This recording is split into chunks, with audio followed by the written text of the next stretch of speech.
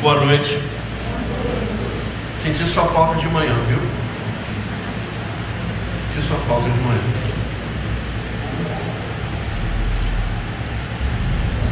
Conforme disse o Luiz, ele só se enganou no tempo.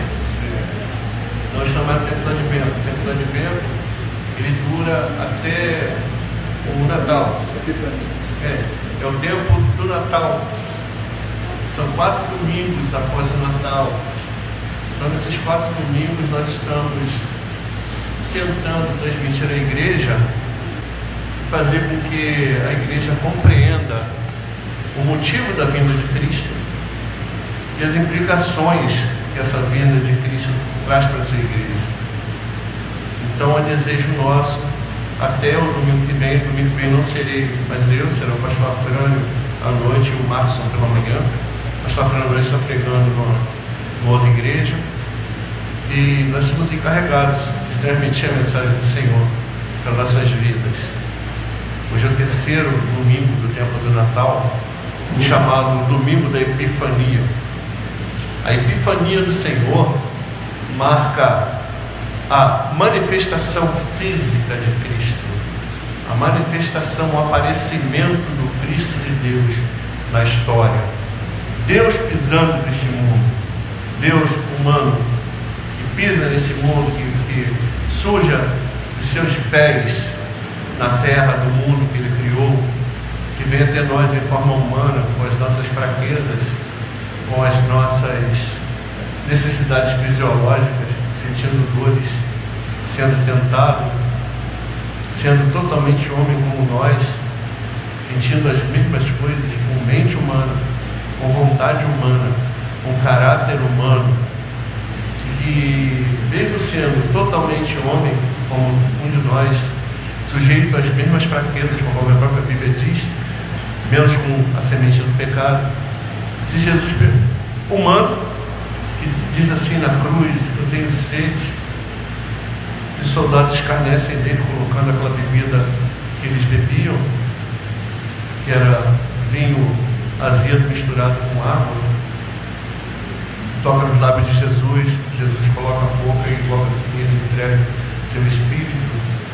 Esse Jesus que é flagelado, esse Jesus que é preso, que se entrega por vontade própria, é o mesmo Jesus que anda sobre as águas. É o mesmo Jesus que diz para a menina morta assim: menina, levanta.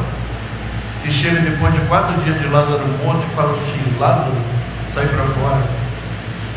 É o Cristo que pega 5 pães e 2 peixes e transforma em milhares de pães. Depois ele vai fazer a mesma coisa, mas, se eu não me engano, 3 peixes e mais uma meia dúzia de pães. Ele multiplica pão 2 vezes. É o Jesus que coloca, quando vai ser preso, que Pedro corta a orelha do escravo do sumo sacerdote. Ele vai lá, pega a orelha do escravo do sumo sacerdote e coloca no lugar de novo. E as pessoas falam assim: quem é Jesus? Ele: sou eu. E as pessoas caem por terra. Aí levantam novamente: quem é Jesus? Sou eu. E ele cai por terra de novo e se entrega por amor de mim e de você. Então, é compreendendo a manifestação desse Cristo de Deus, compreendendo a manifestação, a vinda de Jesus Cristo, a interferência direta de Deus na história do homem, que a gente vai ler Isaías 60. Vamos para a Bíblia. Isaías 60. A propósito, epifania quer dizer manifestação física, aquilo que se vê, aparecimento.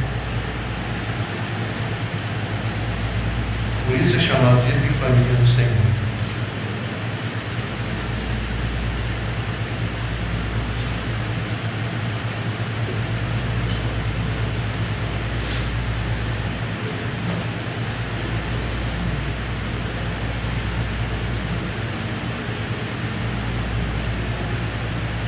Vamos orar. Santo Deus, mais uma vez clamamos pela iluminação. Teu texto seja iluminado na nossa mente e no nosso coração, Senhor, para que sirva de consolo, para que sirva de exortação para mim e para meus irmãos. Que Ele nos confronte, Senhor. Que Ele nos aponte para Cristo, nos aponte para a Tua soberana vontade. abençoada no tempo, na plenitude do tempo, por causa da tua providência, por causa da tua santidade, por causa da tua justiça, vista por nós homens como aquele que se fez maldição para que nós, depravados, caídos, maus, pudéssemos ter sido feitos tua justiça, Senhor. Não entendemos o motivo disso ter acontecido justamente conosco, porque não temos mérito. Ó Deus, nós sabemos que isso foi o teu propósito e que teu propósito passa pela nossa vida, Senhor. Aprova, Senhor, separar um povo desde sempre e esse povo ser guardado em Cristo, a tua igreja. Essa igreja precisa ser edificada pela tua palavra, compreender sua fé, Senhor. Então, ilumina os nossos olhos, nosso entendimento. O meu Senhor, para que eu possa entender o texto e que eu possa instruir os meus irmãos para a glória do teu nome. É a nossa oração em nome de Jesus. Amém. Vamos ler? Dispõe-te e resplandece, porque vem a tua luz, e a glória do Senhor nasce sobre ti. Porque eis que as trevas cobrem a terra, e a escuridão os povos. Mas sobre ti aparece resplendente o Senhor, e a sua glória se vê sobre ti. As nações se encaminham para a tua luz, e os reis para o esplendor que te nasceu. Levante-te em redor os teus olhos, e vê, todos estes se ajuntam e vêm ter contigo. Teus filhos chegam de longe, e tuas filhas são trazidas nos braços. Então verás e serás radiante de alegria. Teu coração estremecerá e se dilatará de júbilo, porque a abundância do mar se tornará a ti, e as riquezas das nações virão a ter contigo. A multidão de camelos te cobrirá, e os dromedários de Midian e de Efa, todos virão de Sabá. Trarão ouro e incenso e publicarão os louvores do Senhor. Todas as ovelhas de Quedar se reunirão junto a ti. Servir-te-ão carneiros de Nebaiote. Para o meu agrado subirão ao meu altar, e eu tornarei mais gloriosa a casa da minha glória. Quem são estes que vêm voando como pombas, como nuvens e como pombas ao seu pombal? Certamente as terras do mar me aguardarão. Virão primeiro os navios de Tarsis para trazerem teus filhos de longe, e com eles a sua prata e o seu ouro para a santificação do nome do Senhor, teu Deus, e do Santo de Israel, porque ele te glorificou. Estrangeiros edificarão teus muros, e os seus reis te servirão, porque no meu furor te castiguei, mas na minha graça tive misericórdia de ti. As tuas portas estarão abertas de contínuo, nem de dia nem de noite se fecharão, para que te sejam trazidas riquezas das nações e conduzidos com elas os seus reis. Porque a nação e o reino que não te servirem perecerão. Sim, essas nações serão de toda assoladas. A glória do Líbano virá a ti, o cipreste, o melo, o bucho, conjuntamente para adornarem o lugar do meu santuário, e farei glorioso o lugar dos meus pés. Também virão a ti, inclinando-se os filhos dos que te oprimiram, prostrar-se-ão as plantas dos teus pés, todos os que te desdenharam te chamar-te-ão cidade do Senhor, a Sião do Santo de Israel. De abandonada e odiada que eras, de modo que ninguém passava por ti, eu te constituirei em glória eterna, regozijo de geração em geração. Amarás o leite das nações e te alimentará o peito dos reis. Saberás que eu sou o Senhor, teu Salvador, o teu Redentor, o poderoso de Jacó. Por bronze trarei ouro, por ferro trarei prata, por madeira, bronze, por pedras, ferro. Farei da paz os teus inspetores e da justiça os teus exatores. Nunca mais se ouvirá de violência na tua terra, de desolação ou ruínas nos teus limites, mas aos teus muros chamarás salvação e as tuas portas louvor.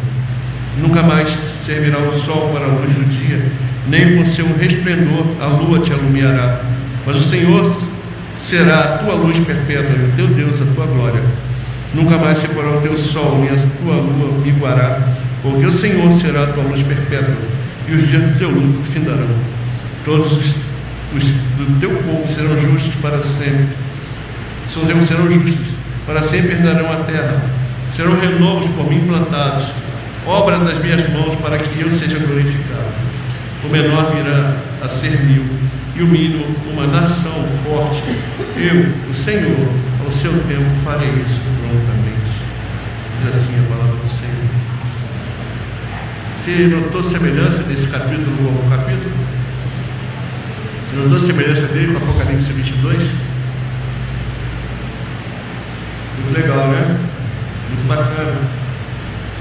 Então, amados do Senhor, a gente hoje quer falar sobre, não só sobre a Epifania do Senhor, mas sobre a Epifania do Senhor, o Reino de Deus, sua igreja, esperanças e afirmações. Que esperanças e afirmações a Epifania do Senhor pode trazer para nós, igreja? Será que nós vivemos na esperança da manifestação de Deus? Será que nós vivemos na esperança da manifestação de Cristo? Será que a esperança messiânica que existia no primeiro século, quando antes de Jesus nascer, aquele aguarda do Messias libertador de Israel, será que é isso que existe no nosso coração? Ou a igreja hoje vive uma fé conforme a fé de qualquer um? É uma fé para hoje, é uma fé que aquilo que eu quero é para agora, não me interessa o meu devir, não me interessa o meu tempo futuro, não me interessa aquilo que Deus tem para mim na consumação do seu reino. O que interessa para mim hoje é eu ter dinheiro no bolso, comidinha no meu estômago, roupinha para eu vestir, um carrinho novo, uma casinha para eu viver e está tudo muito certo. Esperando que Jesus venha me sarar de alguma coisa ou ouvir a minha reivindicação de algo para mim, como se eu merecesse algo dele. Que fé que a gente tem, irmãos? Que fé que tem movido a igreja? Que fé tem movido a nossa congregação? Eu me preocupo muito, porque é necessário que nós, como ministros da palavra, cultivemos na igreja uma fé sadia, uma fé que é para hoje, mas não é para hoje, uma fé que é para hoje, mas é para o amanhã, uma fé que a gente vive no dia de hoje como se o amanhã já existisse aqui na nossa frente, uma fé que a gente crê na consumação do reino de Deus, na volta de Cristo, no retorno de Cristo, no cumprimento do decreto de Deus, em que Deus enxugará dos nossos olhos todas as lágrimas, que seremos revestidos de incorruptibilidade e juntados à igreja triunfante que já está com Deus. Nós estamos aqui numa igreja militante e padecente, uma igreja que ainda luta, mas um dia nos juntaremos àquela igreja que está lá com Ele. A palavra diz que nós seremos juntos com Ele nas nuvens, e que a cidade descerá do céu ataviada como uma noiva para o seu marido, e habitaremos dela. Por isso que João, no Apocalipse, vai repetir Isaías. Muitas das coisas que estão no Novo Testamento são repetidas, são repetições literais daquilo que está no Antigo Testamento. Então, amados, cabe a nós entendermos a manifestação de Cristo, a Epifania de Cristo, como um marco na vida da igreja. Não somente aquela fé de pergunta para a gente: o que Jesus fez? Morreu na cruz. É só isso? Será que é só isso que Jesus fez para nos salvar? Será que a salvação de Jesus foi somente o ato de Ele morrer na cruz? Tudo aquilo na vida de Cristo, tudo que acontece na vida dele, tudo que sempre houve em Cristo é a nossa salvação. Todos os atos de Cristo são para a nossa salvação. Toda a compreensão de Cristo é para a nossa salvação, não só para nos salvar, mas para nos manter salvos. A fé que nos move não é uma fé pragmática, não é uma fé que é baseada em resultados. Eu costumo dizer que eu uso essas duas pulseiras para me nortear. Eu olho para isso, eu olho a palavra fé aqui no escudo, com a espadinha, eu lembro da espada do Espírito, e a fé no Cristo que me salva, me resgata, e a cruz que me faz lembrar do sacrifício dele. Lembra daquela passagem? Pode ser até pode você achar uma bobeira minha, mas eu vejo aquela passagem de Deuteronômio: você vai atar a tua mão direita. Eu tomo isso às vezes bem literal, eu coloco para sempre me lembrar disso, que a fé que nos move não é uma fé pragmática, é a fé na cruz, a fé na palavra de Deus, a fé naquilo que Deus tem para mim e para você. Então temos de aprender a ter esperanças na Epifania de Cristo. Vamos lá? Então a manifestação de Cristo no mundo, a Epifania de Cristo, vai trazer para mim e para você uma série de consequências. Não é simplesmente Jesus nasceu, Jesus morreu, viveu, estou salvo, pronto, acabou. Não é isso. Nós temos consequências, nós temos desdobramentos da morte de Cristo, da sua ressurreição, da sua manifestação. Cristo não é um acaso de Deus. Cristo não é plano B de Deus. Ah, o homem caiu, vou mandar Jesus. Ou então, conforme o pessoal tem uma musiquinha que diz que o pai olhou, viu que estava tudo degringolado, chamou o filho e falou: filho, você vai ter que descer para morrer. Não é nada disso não, tá, irmão? Não entra nessa de ver essa musiquinha e achar que isso é verdade. Não é não. Sempre foi propósito eterno de Deus a salvação em Cristo. A graça antecede a queda. Ai de nós se a graça fosse decretada depois da queda. Ai de nós se Deus tivesse plano B. Ai de nós se Deus fosse pego de surpresa. Deus nunca foi pego de surpresa. A graça sempre fez parte do plano eterno de Deus. A criação se dá no ambiente de graça. A própria queda se dá no ambiente de graça. Quando Deus procura Adão, fala assim: Adão, onde é que você está? E Adão: o que te mostrou que você estava sem roupa, Adão? Ah, você comeu do fruto. Ah, a mulher que o Senhor me deu, ele botou culpa em Deus, fez um monte de besteira, bota a culpa em Deus, e Deus, ao invés de detonar Adão, Deus ainda faz roupas para ele. Deus ainda cobre a vergonha do homem caído. Deus o tira dali daquele estado que ele estava, daquele local, para que ele não estenda a sua mão para a árvore da vida e vive pecando, mas tira ele dali. E o pecado de Adão e o pecado de toda a geração humana daí para frente, todo mundo nasce pecador depois do pecado de Adão. Não tem ninguém bonzinho, não tem ninguém cheirosinho, não tem ninguém fofinho. Todo mundo pecou, inclusive aqueles que nem sabem que tem capacidade de pecar. Tá? O homem é pecador na sua essência. O pecado é como se fosse uma doença, faz parte da natureza humana. E o pecado de todos aqueles que Deus estabeleceu, chamar, conhecer de antemão, chamar, predestinar, justificado e glorificar, foi lançado sobre Cristo antes que houvesse o mundo. O Cordeiro é morto antes da fundação do mundo. Temos de entender isso para entender a nossa fé. Por isso que ninguém pode tirar a tua salvação. Conforme eu dizia, salvação é imerecida. Alguém de nós merece salvação? Você merece? Merece salvação? Você merece ser bonzinho? Ser fofinho, bonitinho?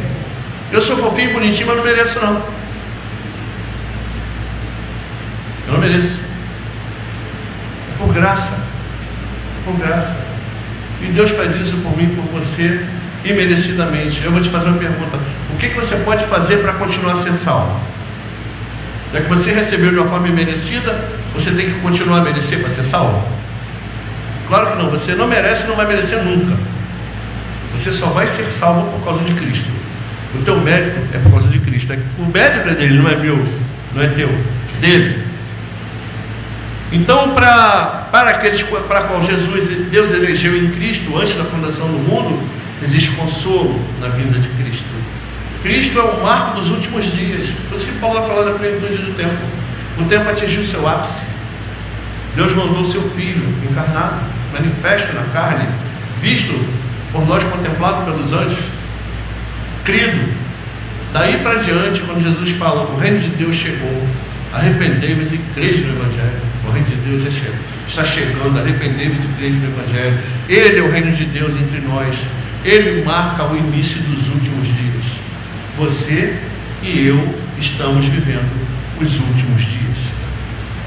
Nossa fé é apontada para a segunda manifestação de Cristo, não mais como Salvador, mas agora como juiz, como aquele que há de se manifestar para separar as ovelhas dos bodes, aquele que há de consumar o decreto eterno de Deus, vir buscar a sua igreja e para separar de nós o joio, para jogar no joio o inferno, aqueles que não creram, a morte, o falso profeta, no lago de fogo e enxofre, conforme a Bíblia diz. E aqueles seus, e me reuni de todas as nações, falar para a gente assim: vinde, benditos de meu Pai, possui por herança o reino que está preparado para você desde a fundação do mundo. Então, a nossa fé na manifestação de Cristo tem essas consequências.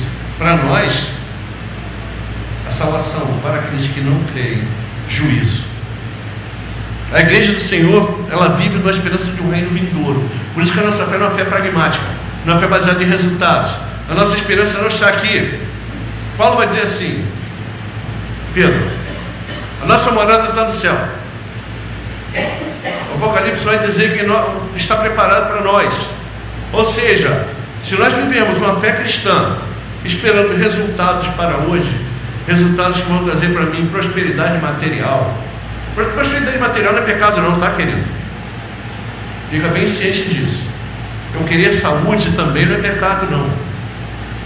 Se eu quero prosperidade material, eu tenho que trabalhar. Tenho que lascar um pouquinho meu couro e parar de ficar dando dinheiro para alguém aí esperando Deus derramar do céu bênção. O pessoal está muito baseado nisso, né? A fé que é pregada hoje em dia é isso. Dá que você vai receber, mentira. Jesus Cristo nunca falou isso, nem os apóstolos pregaram isso. Pelo contrário, Jesus quando fala, ele fala assim, a vinda do Filho do Homem, o Filho do Homem, quando vira o Filho do Homem nas nuvens, Paulo fala sempre de partir e estar com Cristo. Nossa fé é uma fé que aponta para o futuro. Nossa fé é uma fé que aponta para o reino de Deus, para a consumação do reino de Deus. Essa consumação que vai acontecer quando Jesus voltar. Então, fé cristã é fé hoje para o futuro. É o já e o então. Se eu tiver a minha esperança em Cristo voltado somente para este mundo, o que nós somos? O quê? Os mais infelizes dos homens. Você quer ser infeliz na tua fé? Não, né? Então creia no dever de Cristo. Viva na esperança da volta de Cristo. Não fica assustado quando alguém fala assim, Jesus está voltando. E, infelizmente tem crente que é assim, né? Fala assim, Jesus, eu queria que Jesus voltasse agora. Ai, pelo amor de Deus, não faz isso não, porque eu tenho muita coisa para fazer ainda. Quer dizer, prefere as coisas do mundo do que a volta de Cristo. Prefere suas próprias realizações do que Cristo voltando. Tomara que ele voltasse agora, irmãos. Ele aparecesse agora nas nuvens. Seria muito melhor para mim, para você e todos aqueles que aguardam a esperança dele, a vinda dele. Tomara que eu esteja vivo ainda para ver isso. Mas se eu estiver vivo, eu vou voltar com ele. Você vai olhar e vai lá, o Gilmar lá, no meio dele. Então Jesus é o manifestador do reino de Deus. Jesus é o manifestador da esperança. Quando eu olho para Jesus Cristo manifestado na carne, eu tenho de olhar para ele como manifestador do reino de Deus. Não tem outra razão de Jesus ter vindo que seja manifestar o reino de Deus. Nossa salvação é em prol do reino de Deus. A nossa eleição é em prol do reino de Deus. A nossa glorificação é em prol do reino de Deus. Não existe, Jesus não me salva para ir para o céu. É muito pouca coisa, irmãos. Se Jesus, pensa bem, se Jesus me salvasse só para eu ir para o céu, eu acho que eu creria nele hoje e me faria desfazer assim, numa luzinha de fumaça. Eu me faria para não morrer e ir para o céu, estar logo com ele. Mas Jesus me mantém aqui, por que ele te mantém aqui? Por que Jesus fala assim, vocês são sal da terra e luz do mundo? Por que Pedro vai dizer assim, durante o tempo da vossa peregrinação, vocês têm que se portar de modo digno? Por que Paulo vai dizer assim, vocês têm de se portar de modo digno da vossa vocação? Por quê? Porque nós somos um povo chamado para fazer diferença. As pessoas têm que olhar para a igreja e ver a maquete do reino de Deus. E a maquete do reino de Deus é alguém que espelha Cristo. É um povo que é chamado para ser semelhante a Cristo. Cristo manifesto na carne é para que eu e você sejamos a imagem dele. Por isso que ele se faz homem. É um mistério, entendeu? Como Deus se encarna, como Deus Todo-Poderoso se encarna no ser humano que morre. Eu não vou explicar isso, nem você vai explicar, nem teólogo nenhum vai explicar isso, como isso aconteceu. Mas o fato é que isso aconteceu. E esse ser humano, Jesus de Nazaré, o Cristo de Deus, vem trazer o reino de Deus, morre por amor a mim, a você e a sua criação, por causa de si mesmo, ressuscita, nos guarda, nos chama, nos elege, nos predestina para ser conforme a imagem dele, para que sejamos um povo de boas obras, um sacerdócio santo, uma nação santa, uma raça eleita. Então nós devemos nos portar como pessoas dignas do reino de Deus, para sermos o povo do reino. Então as pessoas devem olhar para a igreja e ver em nós assim, o reino de Deus é assim. Somos os agentes do reino. A manifestação de Cristo na história, enxergamos a mão de Deus operando em favor da sua criação e do homem pecador. Quando olhamos para Cristo, ele é o protótipo daquilo que havemos de ser. Ele é o primeiro de muitos irmãos, ele é a primícia dos que dormem, ele é o primogênito dos mortos, ele é aquele que ressuscitou primeiro, para que nós sejamos feitos conforme a imagem de Cristo. Não tem outra razão de Cristo ter se encarnado que não seja eu entender isso e ser conforme a imagem dele. É para isso que eu e você somos chamados. Nós somos chamados para viver uma vida à toa. A Bíblia vai dizer que Deus nos resgatou de uma vã maneira de viver. Nós vivíamos de uma maneira à toa. A partir do momento que a graça de Cristo alcança a mim e a você, aquela vida à toa que nós levávamos como filhos da desobediência, seguindo o curso deste mundo, né, ouvindo as palavras de Satanás, que é o pai daqueles que vivem no curso desse mundo, essa vida à toa cessa, e nós passamos a viver para a obediência de Cristo. É para isso que a igreja é chamada, é para isso que a igreja manifesta. Por isso que nós não podemos coadunar com o mundo, por isso que nós não podemos ter a ideia do mundo, é por causa disso que nós não podemos abraçar o mundo. Nós estamos no mundo, mas não somos do mundo, conforme Jesus diz. Eles estão no mundo, mas não são do mundo. Nós somos um povo especial. Quando você olhar para você no teu espelho, assim, fala assim, você é uma pessoa especial. Não vou pedir você falar para o seu irmão que você é chato, tá? Mas você é uma coisa especial para Deus. Não sei por que não, mas tá? Tanto que Ele te salvou, Ele te escolheu para ser povo dEle. Muito embora você não seja o centro da vontade dEle não, tá? O centro da vontade dEle é a cruz de Cristo. É seu próprio decreto, que atrai, quando Ele foi levantado, vai atrair todas as coisas. Se atrai todas as coisas que estão ao redor, quem é o centro? É Cristo, né? Fazer convergir nele todas as coisas na plenitude do tempo. O centro da vontade de Deus é Deus mesmo, é o seu decreto, é Cristo. Bom? E você faz parte do louvor da sua glória. Nós não poderíamos fazer nada, nenhum de nós. Às vezes a gente vive um religiosismo furado. A gente vê muito isso nos nossos meios. Pessoas que se acham muito santas, muito lindas, né? Muito impecáveis assim, e são aqueles que acham que podem contribuir com a graça, que podem dar uma forcinha para Jesus, pode ser melhor do que aquilo que Jesus já fez você ser, e se arvoram disso. Irmãos, somos pecadores. Nenhum de nós é capaz de fazer nada de bom. Nenhum de nós é capaz de se voltar para Deus voluntariamente. Nenhum de nós é capaz de querer as coisas de Deus. Nós só estamos com Cristo porque Deus assim fez. E o Espírito moveu a gente, porque Deus se importou conosco e nos separou, nos predestinou e começou a agir na nossa vida antes que nós nos convertêssemos. É por causa dele, por causa de ser convencido pelo Espírito Santo, de ele operar na nossa vida, que nós somos cristãos. Mas não tínhamos e não teremos mérito nunca. Ele veio trazer o reino e a salvação. Quando nós olhamos para a epifania de Cristo, nós olhamos para o reino e a salvação. Não existe reino de Deus sem salvação. Não existe reino de Deus sem o resgate do homem que pecou voluntariamente. Não existe reino de Deus se não tiver um povo de Deus. Deus vai reinar sobre quem? Sobre um bando de condenados? Aí entra o Salmo: louvará por acaso o pó? Se eu descer a cova não tiver mais. No Salmo 30 vai dizer isso.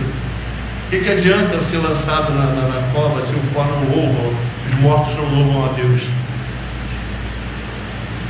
Agora Ele separou para si um povo de boas obras, um povo santo.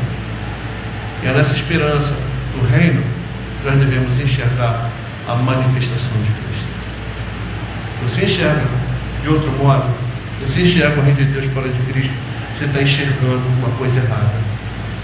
Não existe reino de Deus sem Cristo. Não existe reino de Deus sem cruz. Não existe reino de Deus sem renúncia. Não existe reino de Deus sem salvação. Não existe reino de Deus sem redenção. Não existe reino de Deus sem sacrifício. Não existe reino de Deus sem manifestação física de Cristo. Não existe reino de Deus sem a cruz de Cristo atrair para si todas as coisas. Porque dele, por ele, para ele são todas as coisas. Ele é o Criador e resgatador da sua criação. É Ele quem coloca a sua criação no lugar. É dele que vem o sim, o não e o amém. Ele é fiel testemunho. Ele é o quê? O alfa e o ômega. Então, fé fora da manifestação de Cristo não existe. Qualquer fé cristã que não tenha Cristo como centro, o Cristo crucificado como centro, manifestação furada. Poxa, pastor, e depois disso tudo que você falou, o que tem a ver o texto? Tudo. O texto está falando de quem? Dá uma olhada aí. Eu não sei se na tua Bíblia tem, mas a Almeida Revista Atualizada está aqui: a glória da Nova Jerusalém. Quem é a Nova Jerusalém, irmãos? É a igreja, não é? Quem é o povo de Deus? A igreja. Jerusalém aqui, irmãos, é uma referência simbólica. Lá estava o templo de Deus, lá estava o palácio do rei, era de lá que era governado civilmente Israel, era de lá que era governado religiosamente Israel, era de lá que emanava o poder. É usado como uma metáfora para descrever o poder de Deus sobre o seu reino. Essa Jerusalém, aquela Jerusalém que João escreve no Apocalipse e fala assim: a nova Jerusalém, que desce ataviada como uma noiva para o seu marido. Não é isso que vai dizer no Apocalipse, no capítulo 22 de Apocalipse, repetindo Isaías, tá? Então a gente tem de entender que esse texto aqui vai falar da glória da Nova Jerusalém. Quem é a Nova Jerusalém? Você, eu, nós, igreja do Senhor. Quais as consequências que a epifania de Deus tem para mim e para você, como igreja do Senhor?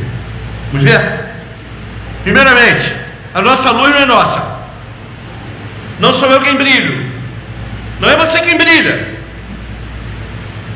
é Cristo quem brilha sobre nós. A nossa luz vem de Cristo. A manifestação de Cristo trouxe para nós luz. O povo que andava em trevas viu uma grande luz, e aqueles que andavam na sombra da morte contemplaram a luz. Não é isso que a palavra de Deus vai dizer? Que a luz vem de lá da região da Galileia dos gentios, do caminho de Galahad, junto do mar. O povo que andava em trevas viu uma grande luz. Quando Jesus nasce, quando Jesus se manifesta, a luz de Deus brilha sobre nós. Aquele mistério que andava oculto, as profecias que o povo procurava. Quando João Batista surge no deserto, o pessoal vai lá atrás dele achando que ele é o Messias, porque ansiava ver a luz. Quando Jesus nasce, o que acontece? Os anjos anunciam que Jesus nasceu. Os magos vão procurar Jesus, porque vem uma luz no Oriente que os leva até Cristo. O próprio Cristo fala assim: eu sou a luz do mundo, aquele que me segue não andará em trevas. A nossa luz vem de Cristo. Nós não temos luz própria, então não cabe a nós sermos estrelas, não cabe a nós queremos tomar o lugar de Cristo, não cabe a nós queremos fazer coisas que a Bíblia não manda, aparecermos. A luz que brilha sobre nós é Cristo, e se nós somos iluminados pela luz de Cristo, nós temos de ser subordinados a essa luz. É Ele quem nos ilumina. E outra coisa, ilumina sem você merecer, ilumina pecadores. Eles chamam por sua graça e bondade, sua graça e misericórdia. Ai de nós se Deus não tivesse de nós misericórdia, nosso lugar seria no inferno. Mas por sua graça, por sua bondade, por sua providência e por seu próprio conselho que Ele estabeleceu em si mesmo, Ele separa a mim e a você para sermos o povo dele. Irmão, você é motivo mais que suficiente para a gente dar glória a Deus o tempo todo. Então o texto vai dizer: levanta e resplandece que vem tua luz. Nossa luz já vem, se chama Jesus Cristo, que brilha sobre nós. A face poderosa do Senhor está sobre os seus eleitos. Irmãos, ninguém mais tem a face poderosa do Senhor para nos consolar, nos conduzir, nos admoestar, nos ajudar, que não seja o povo de Deus. Irmão, nós somos separados para a glória de Deus. Esse Deus que faz com que Cristo desça, esse Deus que desde sempre separa um povo para si em Cristo, o texto vai dizer que a face dele está sobre mim, sobre você. Amados do Senhor, não tem motivo maior de sermos felizes do que saber que o Deus Criador de todas as coisas me olha e que me conhece. Ele me chama pelo nome, Ele sabe das minhas aflições, Ele tem entre Ele e a minha pessoa um mediador chamado Jesus Cristo, que entende o meu sofrimento, que entende a minha fraqueza, que entende a tua necessidade, que sabe do que você está precisando e o Espírito que intercede por mim e por você com gemidos inexprimíveis. Por isso a nossa esperança não deve se envanecer, queridos. A face do Senhor está sobre nós.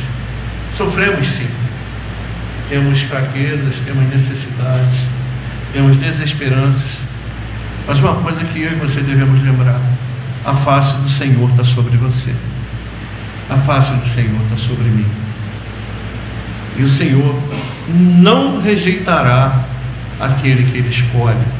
O Salmo 2 vai dizer assim, acho que é 2 ou 4, Salmo 4 vai dizer assim: sabe, pois, que o Senhor separou para si aquele que Ele é querido, distingue para si o piedoso. Ele vai me ouvir quando eu clamar por Ele. Então o Senhor sempre vai ouvir, porque Ele separou você para Ele. Ele sempre vai ouvir a tua oração. Ele nunca vai te deixar sem resposta. Ele nunca vai deixar com que você passe por algo que você não possa suportar. Deus é misericordioso, Deus é Pai, Deus te separou em Cristo, Deus te ama, Deus nos ama. Deus tem para si um povo piedoso chamado igreja. A esse povo Deus manifesta o seu Filho. Ele paga o pecado desse povo no seu próprio Filho, e Ele ouve a oração desse povo, que nós somos sacerdotes dele. Então, se a gente estiver passando aflição, se a gente estiver passando necessidade, se a gente estiver passando algo que a gente não pode resolver, creia que a face do Senhor está sobre nós. Ele nunca vai esconder sua face de nós. Tanto que Ele diz assim: os meus ouvidos não estão gravados, nem meu braço está encolhido, para que eu não possa ouvir ou estender o meu braço para você. Então sabe que Ele sempre vai fazer isso por você e por mim, porque a boca do Senhor falou. Tá, Patrícia? Outra coisa que o texto vai dizer é que a cidade de Deus, a Nova Jerusalém, a sua igreja, será ponto de convergência de todas as nações da terra. Irmãos, isso aqui não é teologia da prosperidade não, isso aqui é promessa de Deus. Vai passar tudo, todas as coisas vão passar, essa terra vai passar, as riquezas dos reinos vão passar, todo esse poderio político que você vê por aí, toda essa manifestação, o pessoal está muito preocupado com os Estados Unidos, com o Irã, com o Brexit, com o Brasil, com isso, com aquilo outro. Irmãos, tudo isso vai passar. Quando Jesus voltar e resgatar para si o seu povo, tudo isso vai acabar. Você sabe o que vai acontecer com esses reinos? Acabarão. Você sabe o que vai acontecer com esse poderio humano? Vai acabar. Você sabe o que vai acontecer com essa maldade toda que a gente vê? Vai acabar. O texto está dizendo que todas essas nações trarão riquezas a nós. Todas essas nações. Não é teologia da prosperidade não. Agora eu vou perguntar uma coisa para você: o que vale as riquezas das nações num devir? Isso é uma coisa simbólica para dizer que nada, ou tudo aquilo que se puder levar para você, ou levar para a igreja quando Jesus voltar, não é nada diante daquilo que Deus tem para nós. Deus tem para nós o melhor. Deus tem para nós tudo aquilo que Ele tem reservado àqueles que Ele ama. Olha só que bacana: as nações se encaminham para a tua luz. Quem vem para a nossa luz? As nações. Que nações são essas? Os remidos de todas as nações, todos aqueles que Jesus separou para si. Todos os piedosos virão e se juntarão a nós. E os reis para o resplendor que te nasceu. Levanta em redor os olhos e vê, todos esses se ajuntam e vêm ter contigo. Teus filhos chegam de longe. Olha que coisa maravilhosa, irmãos. Essa promessa de Deus. E tuas filhas são trazidas nos braços. Deus vai juntar dos quatro cantos da terra os seus remidos. Deus vai juntar todos aqueles que Ele separou para si. Já parou para pensar no dia do juízo? Já parou para pensar no dia que Jesus vier cumprir o reino de Deus? No dia que nós seremos reunidos de todos os cantos do mundo, e que as nações não significarem mais nada, e que Jesus for o rei de todos nós, habitar corporeamente conosco, reinando conosco, novo céu, nova terra. Nossa esperança reside nisso. Nossa esperança não reside em presidente da república X ou Y, ou em presidente dos Estados Unidos, ou em congresso, ou em qualquer outra coisa que possa se manifestar. A nossa esperança se resume naquilo que Deus fará na manifestação de Cristo. temos o Salvador que se manifestou fisicamente entre nós e vai se manifestar novamente. Vai haver uma segunda epifania de Cristo, ou a parousia. Jesus vai voltar e habitar entre nós, terá nosso meio. Estaremos aqui dando de cara com Jesus, vendo Jesus como Ele é. Eu te pergunto, onde é que reside a tua esperança? No agora, na presidência da República, nas coisas do agora, ou naquilo que há de ser quando Jesus voltar? Te dar um conselho, que a tua esperança resida naquilo que vai acontecer quando Jesus voltar. Por isso que nós vivemos, é para isso que nós estamos aqui. Todos os gemidos da terra serão reunidos em um só lugar, pela própria mão todo-poderoso do todo-poderoso Deus. Olha só.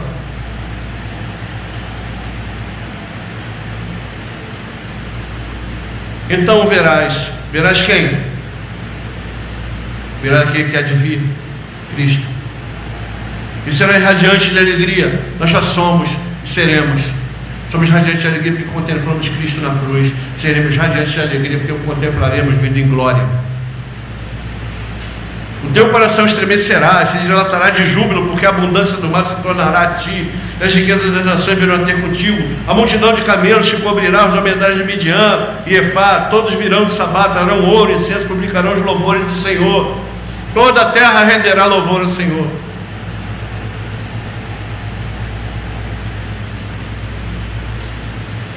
A ira de Yahvé, esse mesmo Deus que se manifesta para a nossa salvação, é o Deus que se manifesta para corrigir seu povo.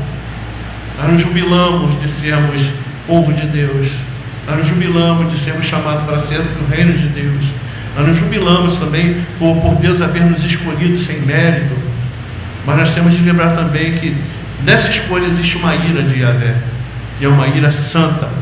É uma ira que nos conduz à perfeição. A ira de Deus nos corrige para que sejamos conforme a imagem de Cristo. Porque não existe povo de reino de Deus ser um povo que seja a imagem de Cristo. Então, olha aqui, o que fala aqui da ira de Yahvé?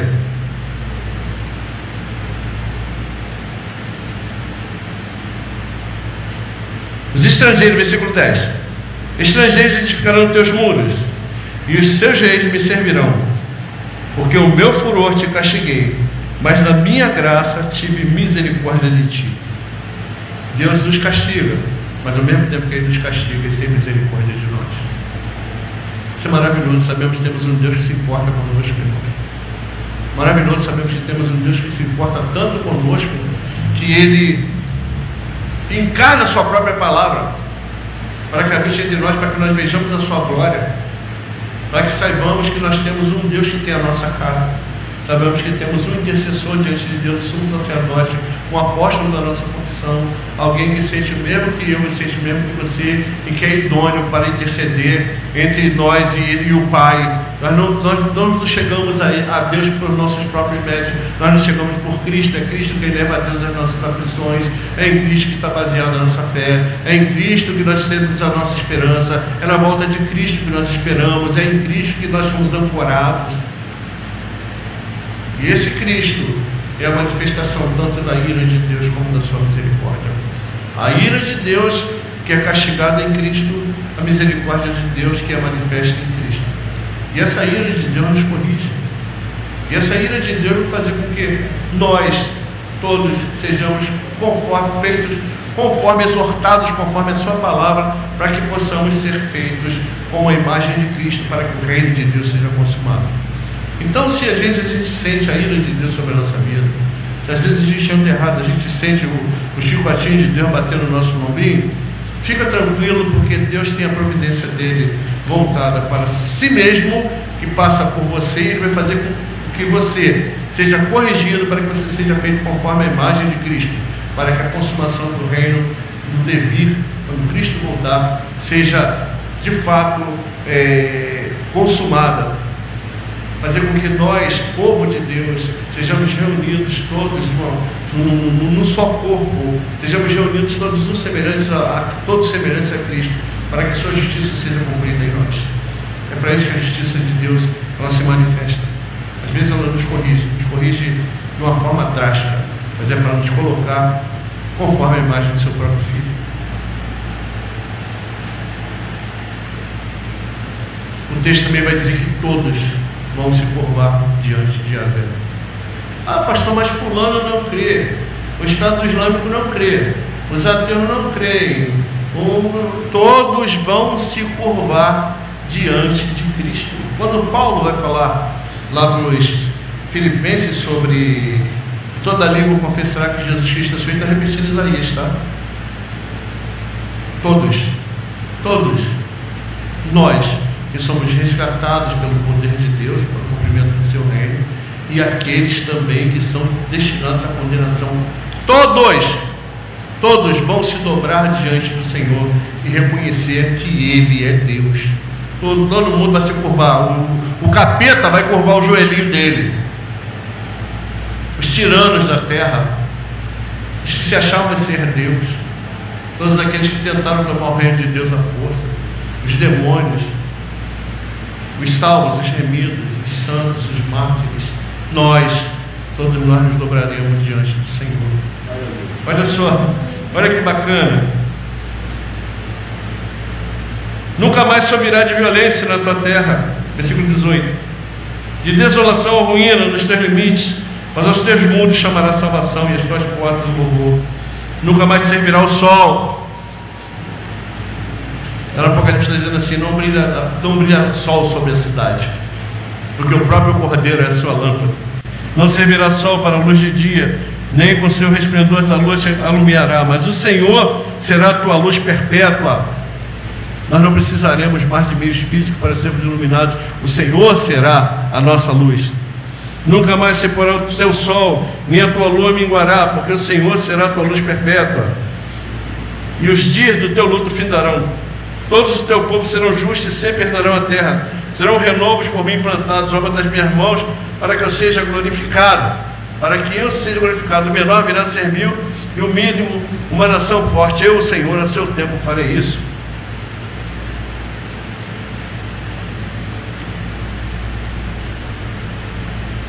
Amados do Senhor,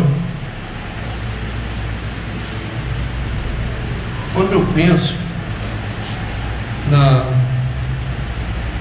manifestação de Cristo no dia do juízo, quando eu penso na obra de Cristo na cruz, quando eu penso no dia em que vai se dobrar todos os joelhos, eu não sei você, mas eu fico emocionado. Eu começo a pensar no poder desse Deus que poderia ter acabado comigo, acabado contigo. Eu penso no poder desse Deus que poderia ter feito uma outra criação. Eu penso no poder desse Deus que poderia ter me jogado no inferno. Eu me emociono com a misericórdia dele por ter se importado comigo antes que houvesse mundo, ter me guardado em Cristo, ter guardado você em Cristo. Eu me emociono de ver um Deus que, embora seja todo poderoso, embora seja totalmente justo, se importa com homens pecadores. Eu me emociono de ver um Deus que todos vão se dobrar diante dele. Todos vão se dobrar diante dele. Eu confessar que ele é Senhor.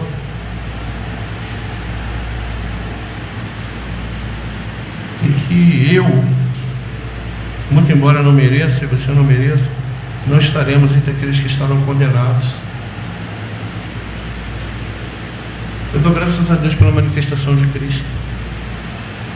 Eu dou graças a Deus porque Deus se importou comigo. Eu dou graças a Deus porque Ele me fez enxergar Cristo crucificado. Eu dou graças a Deus porque a sua misericórdia é maior do que o meu pecado. Eu me emociono de saber que esse Deus que é todo poderoso tem para mim algo que eu nunca vou imaginar na minha carnalidade desse nosso estado aqui. Eu me emociono de ver um Deus que cumpre a sua palavra, um Deus que separa para si um povo, um Deus que nos ama, um Deus que não se importa mais com o meu pecado, um Deus que fez com que o seu próprio Filho descesse em favor daqueles que creem nele e que só creem porque Ele mesmo assim o quis. Quando eu olho para a epifania do Senhor, quando eu olho para Cristo encarnado, quando eu olho para Cristo manifesto, eu vejo nele o amor eterno de Deus, a misericórdia eterna de Deus, a providência eterna de Deus, em fazer com que o meu pecado fosse castigado nele, em fazer com que a maldição que pendia sobre mim fosse gravada na cruz de Cristo, em fazer com que a lei que não poderia cumprir, que apontava o meu pecado, fosse caduca em Cristo. Quando eu olho para esse Cristo, que é a finalidade da lei, conforme Paulo vai dizer, a lei que a gente não conseguiria cumprir nunca, porque nós não temos essa capacidade, Deus fez com que Cristo a cumprisse por nós, que Cristo assumisse sobre si a nossa culpa, que Cristo assumisse sobre si o nosso pecado, porque aquele que é Deus eterno, que é bênção, se fizesse maldição, para que eu e você fôssemos feitos justiça de Deus. Quando eu olho para Cristo, eu vejo a esperança do reino de Deus manifesto. Quando eu olho para Cristo, eu me vejo imerecedor, eu me vejo pecador, eu vejo o quão longe eu estou de Deus e o quão próximo eu estou por causa dos méritos dele. Quando nós falamos de Epifania, quando nós falamos de Natal, quando nós falamos de graça, nós temos que entender à luz da nossa miserabilidade, à luz do nosso não merecimento, à luz da nossa falibilidade, à luz da nossa total impossibilidade e à luz da total possibilidade de Cristo. Nem eu e nem você tínhamos condições de fazer nada, de sermos justos diante de Deus. É por causa da manifestação dele. Nossa fé é guiada por isso, irmão. Qualquer outra coisa que estiver fora disto não é fé cristã. Qualquer esperança que colocarmos em Cristo que não seja essa, não é fé cristã. Qualquer Cristo que contemplarmos que não seja o Cristo da cruz, não é fé cristã. Qualquer Cristo que contemplarmos que não seja o Cristo manifesto nas Escrituras, não é fé cristã. Qualquer Cristo manifesto fora daquilo que está escrito na palavra, não manifesta a vontade de Deus. Então eu vou te pedir uma coisa, pelo amor de Deus, cuidado com aquilo que você está ouvindo. Cuidado com os reinos de Deus sem cruz. Cuidado com os cristos que aparecem por aí. Cuidado com os cristos das benesses. Cuidado com os cristos do amorzinho. Cuidado com o Cristo fofinho. Creia no Cristo da cruz, no Cristo morto e transpassado por causa da tua transgressão. Creia no Cristo que traz a nós a imagem expressa de Deus. No Cristo que nos traz o perdão dos nossos pecados, no Cristo das pisaduras pelas quais nós fomos sarados. Esse é o Cristo manifesto a nós. Esse é o Cristo da Epifania. Esse é o Cristo da Bíblia. Um Cristo que te salva sem você merecer e vai continuar salvando você mesmo sem você merecer. Dê glória a Ele, meu querido. Abrace esse Cristo. Tenha esse Cristo como aquilo que mantém a tua vida. A gente tem que desejar Cristo como se a gente desejasse mais do que água. Você sentiu sede? Aquela sede, não tem um golinho de água para você beber? Você fica desesperado que não tem uma água. Fica doido para beber a água da poça na rua. É mais do que isso que a gente tem que desejar Cristo. Cristo tem que ser aquilo que preenche os nossos momentos. Cristo tem que ser aquilo que preenche a nossa vida. Cristo tem que ser aquilo que preenche os nossos pensamentos. Cristo tem que ser aquilo que guia as nossas intenções. Cristo tem que ser aquilo que é a nossa esperança. Não existe esperança fora dele. A igreja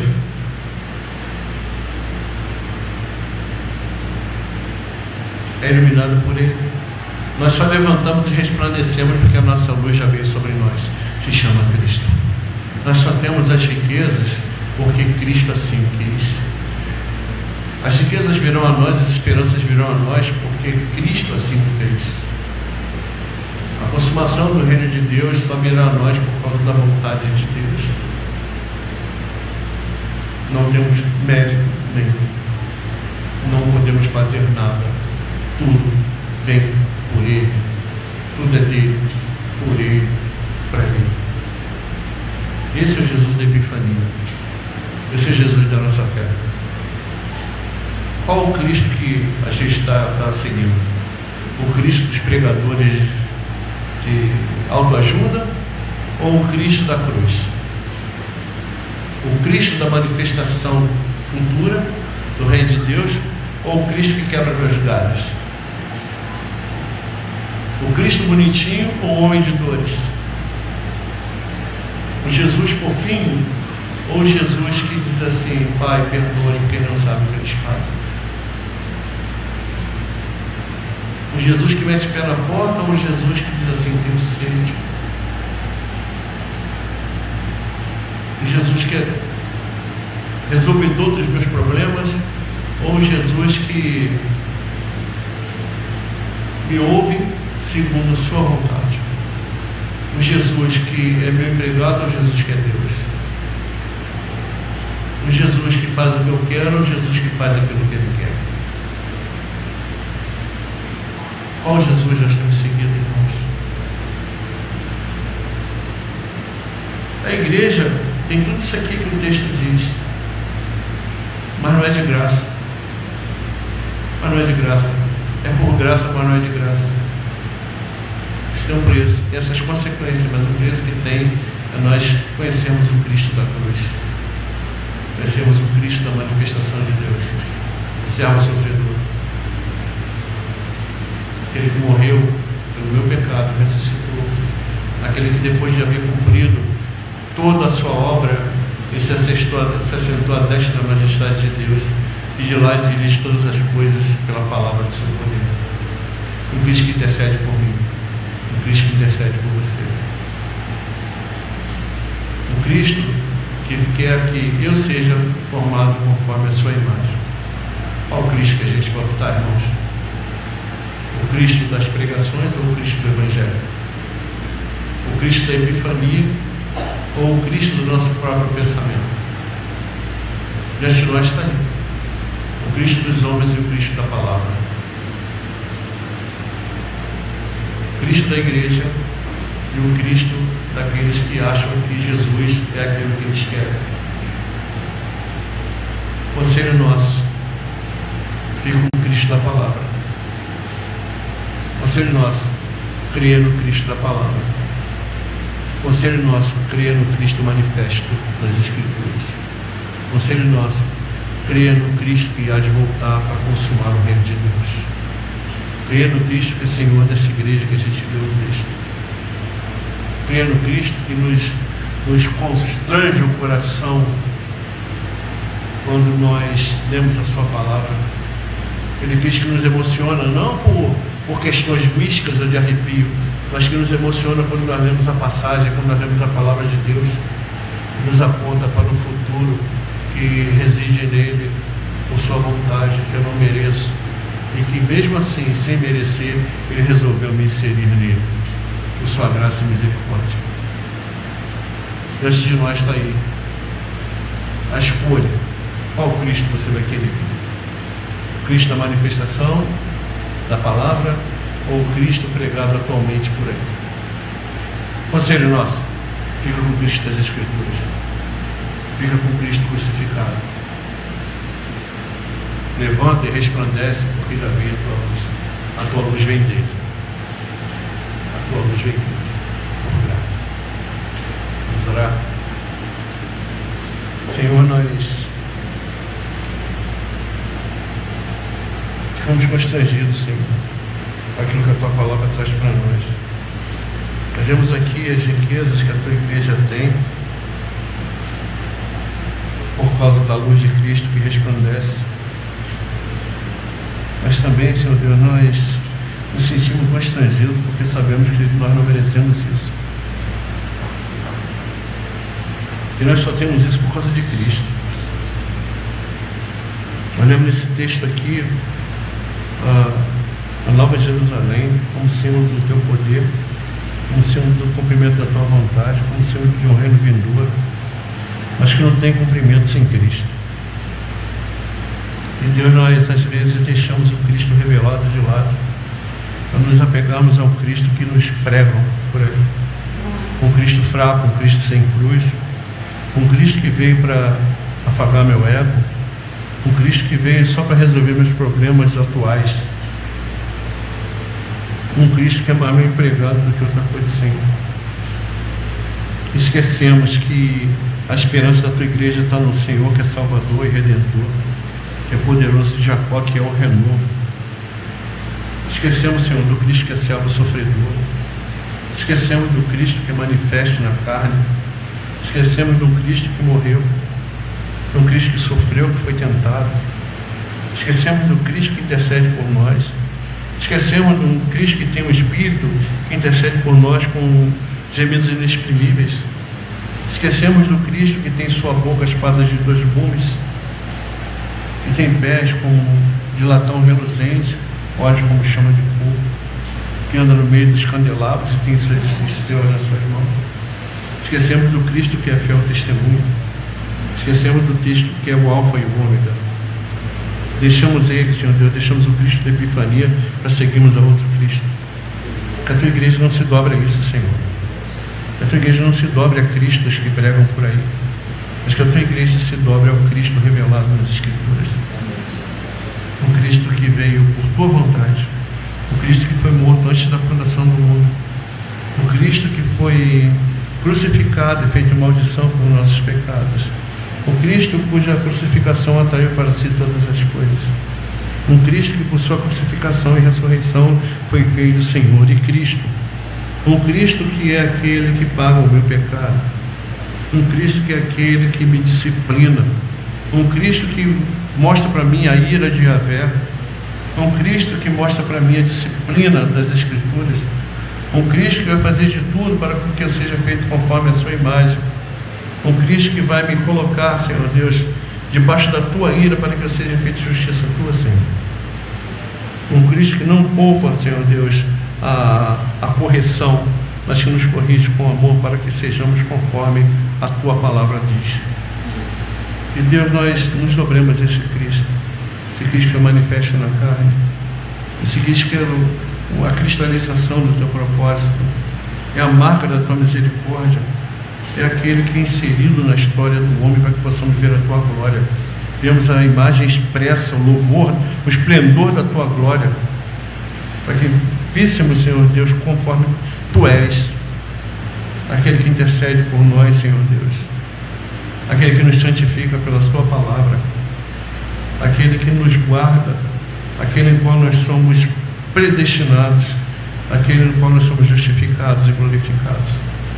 A Tua igreja vive para esse Cristo, não para os Cristos que pegam por aí, Senhor. Nós não tenhamos ouvidos para ouvir quando disserem assim: eis aqui o Cristo, eis ali o Cristo, que sabemos pela boca da própria Jesus que isso é mentira. Mas que tenhamos, Senhor Deus, esperança, que sejamos ansiosos pela vinda dEle. Que vivamos, Senhor Deus, ansiosos pelo retorno de Cristo, quando o Teu reino for consumado, quando o Senhor separar para si aquele que é piedoso, quando o Senhor cumprir os dias do homem e der fim à nossa história, e que nós, Senhor Deus, com o Teu povo seremos reunidos à igreja que já está contigo e reinemos para sempre com Cristo, esse Cristo que a Escritura diz, não o Cristo que os homens têm pregado por aí. É nele que nós cremos, é nele que temos esperança, É no Senhor que nós temos esperança, Senhor. Renova, Senhor Deus, a nossa esperança em Cristo, para vivermos para o louvor da Tua glória. É a nossa oração em nome de Jesus.